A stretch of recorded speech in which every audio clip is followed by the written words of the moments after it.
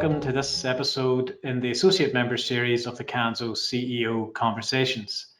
Throughout this series, we've been asking Canso Associate Members to shine some light on their experiences over the last 12 months and to share their views on what the next year might hold. Today, we have our first chance to speak with a member from the Latin American and Caribbean region of Canso as we look to get a truly global picture and also to try and understand the different phases that various Canso members might be at in the pandemic. We welcome Edson Mallaco, Chief Executive Officer of ATECH in Brazil. ATECH is an Embraer Group company providing air traffic management solutions, technologies and services, as well as having a strong presence in strategic security and defense. They are recognized as a Brazilian system house.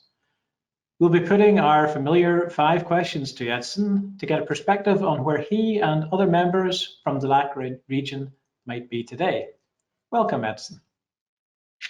Thank you, Connor. Thank you again very much for the invitation. It's really a pleasure to be here today and participate of this conversation. You are very welcome indeed. Thanks for coming along. I want to begin by reflecting a little bit and asking how the last 12 months have changed ATECH's plans, and to understand, has your thinking changed or evolved during the pandemic? All right.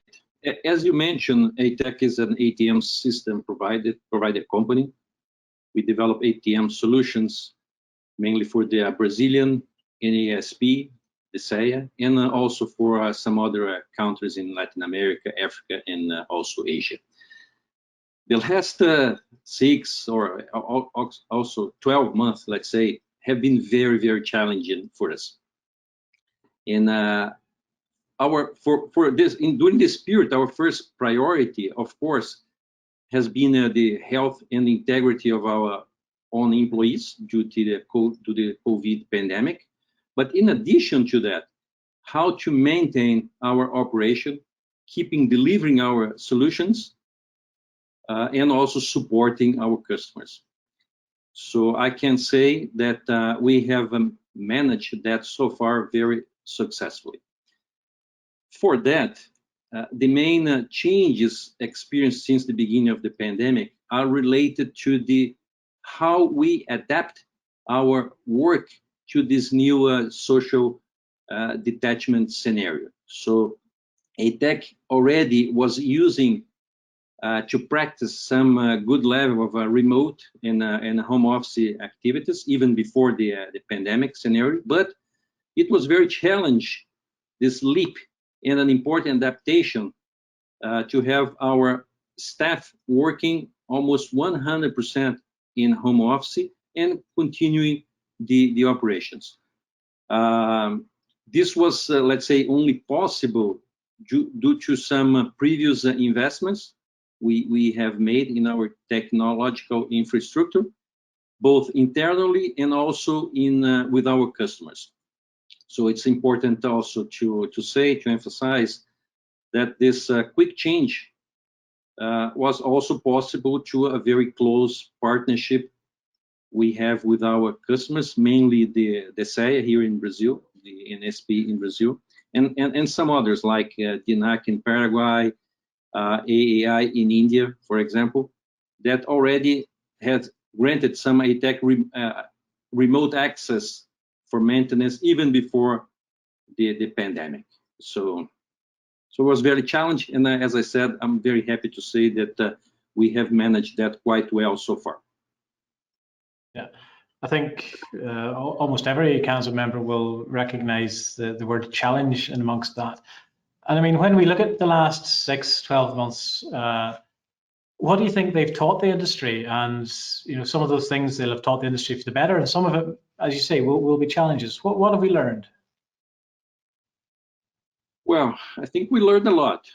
The ATM industry is very well-established paradigms, but in this time it was necessary to provide new ways to safely maintain and support the airspace control systems. So I think even before pandemic, the connectivity technologies of ATECH products already allow it, for example, some remote access by our technicians in multiple different locations. However, those links were most used practically only for do some status monitoring, fault diagnosis, and some minor software updates. Now, we are using those existing channels, not only for that, but also for development activities, software installation, inspections, tests, and validations, both in factory and in the field. So this was a lesson learned, and this, in my view, came to stay. It's going to be a new way of developing ATM solutions, installing, maintaining in the field that is going to bring some agility, gains in productivity to our customers and for the entire ATM industry. That leads on then to my next regular question then. We often ask how the aviation industry, and by that we mean the entire supply chain, the ANSPs, the associate members, suppliers and stakeholders. With what we know now, how do we work together to build resilience? Well, I believe that the industry must continue working together in collaboration, in a collaborative way, using, for example, those well-established partnerships among various stakeholders, and also the international organizations like Council, for example, and all together seeking for an adequate future planning, both in terms of future demand for growing installed capabilities, and also preparing for a more integrated, let's say, operational environment. Some also cross-border cooperation and a better global efficiency. And is that where you see the biggest risks and opportunities in the coming years, or do you see others? Well, from my perspective, the biggest risk are more related to the quick change the ATM industry has been constantly facing, and how this industry can quickly also adapt to those changes, as we see the ATM industry a more regulated and conservative industry. So this will really require some changes. This will require some permanent investments and innovation. And in terms of opportunities, I also see some opportunities related to gain of efficiency that will be more reached with this new virtualization and remotization of the ATM services.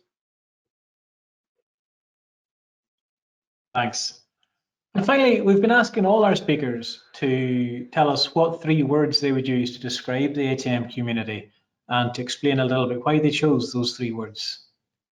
Well, in my perspective, first of all, I see innovation, the word innovation, which is part of our ATECH DNA. So we have a permanently invested in innovation, as well high level of training for our teams, which were the key factors that ensure the preparation for this quick adaptation I mentioned before.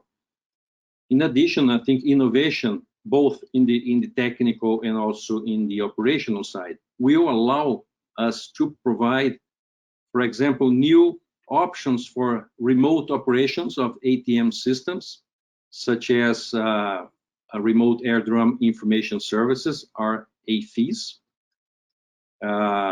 which is, by the way, is one of our products, the Cosmos, which is part of our portfolio that is already providing operation information for the Amazon region here in Brazil, and also the future remote towers expansion, for example. And another opportunity related to innovation is to offer new technical infrastructure alternatives, now starting to adopt virtualization solutions and concentration of the control centers, the ATM control centers. Another one, so of course, is virtualization, is the second word. Since the new innovative technologies are allowing the evolution of the architecture of the products that will result in new modules for the implementations and for the operations of the ATC centers. So nowadays, for instance, due to the various sensors, radars, and systems already connected through the ATM networks, it's already foreseen that there will be an operational integration of several control centers. So this will generate some gains in capacity, redundancy, and reliability of the centers.